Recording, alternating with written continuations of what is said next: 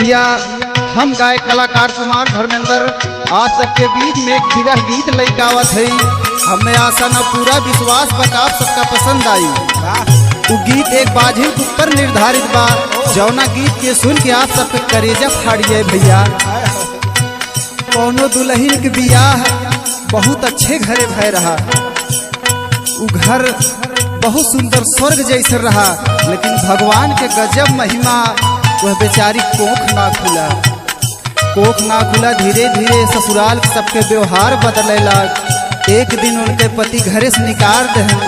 बेचारी रोवत रोवत अपने अम्मा के लगे गए और अम्मा के लगे जाए के अम्मा से रोज कैसे कहत गा, हमरे दुआरे अम्मा अम्मा कई पेड़ावा हो, हमरे दुआरे अम्मा अम्मा कई पेड़ावा हो, अम्मा चिरैयन कई बासे रहो।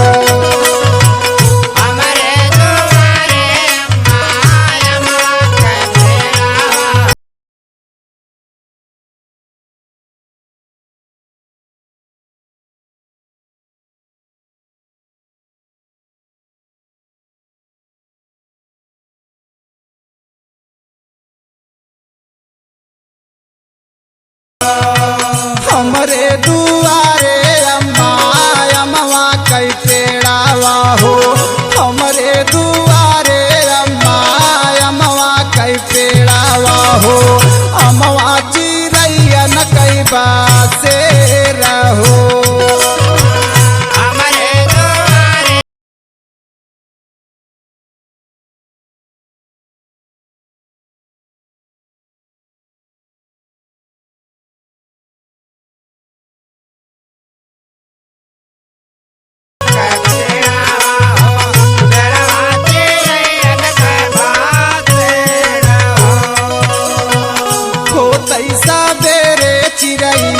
चिरई से बोलई हो तैसा बेरे चिरई से बोलई हो, उड़ी चाला बाझिनी के द्वार से।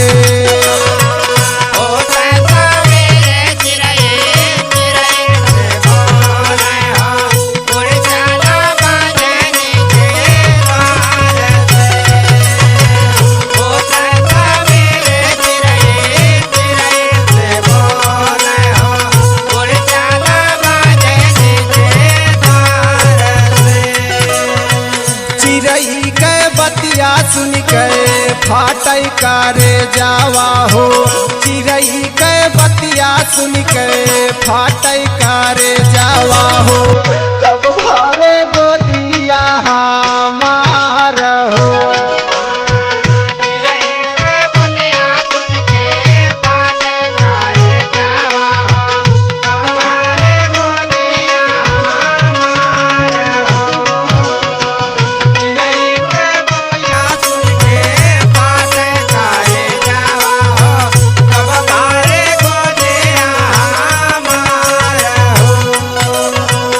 बिटिया रोई के बोले बात सुन के अम्मा के करेजा फट जात गो भैया। बिटिया के बात सुन के अम्मा भोकर के रोए। बिटिया रोए रोए कहत अम्मा सास ननद ससुर सब ताना मारत है, उतना ना खलत अम्मा, लेकिन चिरई चरौनल में ताना मारत ही अम्मा। तो माई रोई कहत है ए बिटिया जाए द सबका ताना मारे दा, जेकरे साथे गहू जेकरे साथे तोहार बियाह भैबा उ तो ताना मारत ना बना। तो बिटिया रोई कैसे कहत गा, अंगूरी पकड़ के पिया घर से निकालई हो, अंगूरी पकड़ के पिया घर से निकालई हो, चली जा तू नैहर की ओ।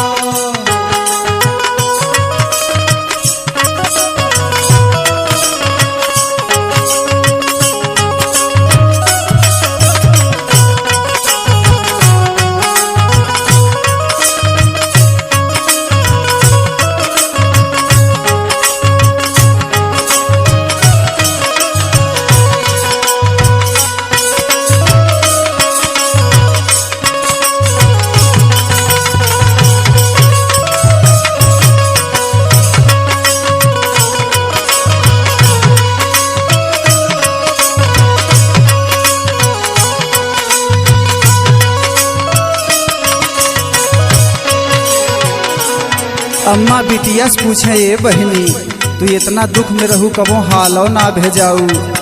बिटिया रोई कम्मस कहत है अम्मा हम हाल का भेजाई। हम जब से अपने घरे गही बड़े सुखे में रहे लेकिन भगवान गजब लीला रच दहन। अम्मा हम तबो न आए लेकिन हमार मजबूरी में आवे क्या। आगे सुना अम्मा। सोची के मारे अम्मा घर से निकारी गा।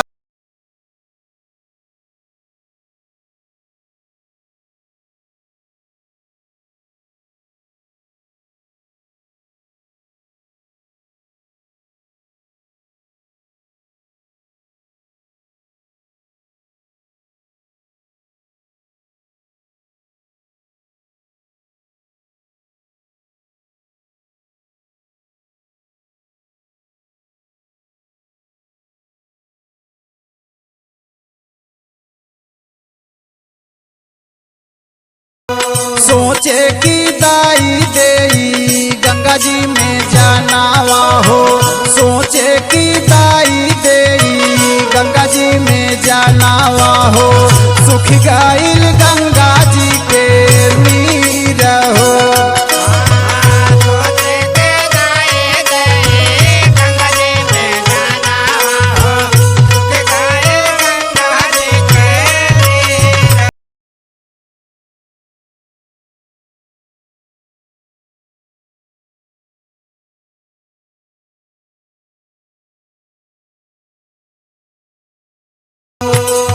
भैया गांव समाज तो ताना मरते रहा लेकिन बाझिन के देख गंगा जी उसे दूरे भागत हैं। वह बाझिन को बहुत दर्द भय समय ऐसा लाग कि भगवान जितना दुख बनाए हैं वही बेचारी बदे बनाए हैं।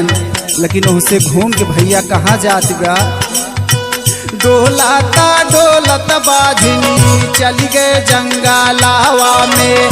डोलाता डोलत बाझिनी चली गए जंगलावा में। जहाँ बैठा बाटे भूखा से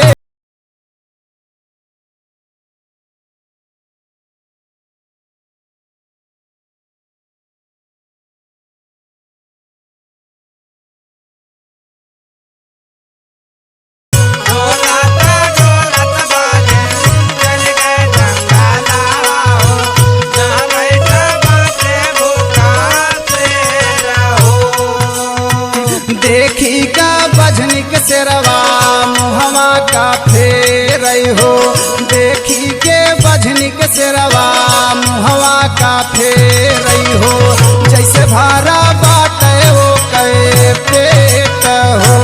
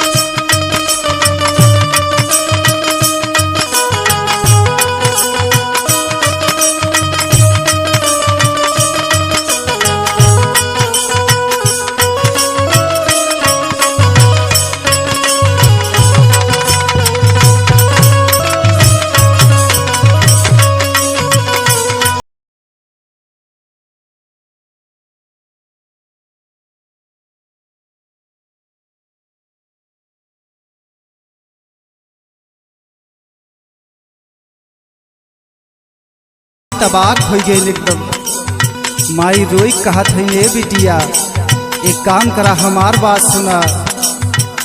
अम्मा का है कि बिटिया संगमई में रहा हमरे। अम्मा का है कि बिटिया संगमई में रहा हमरे। जाजी न पियावा के देश हो।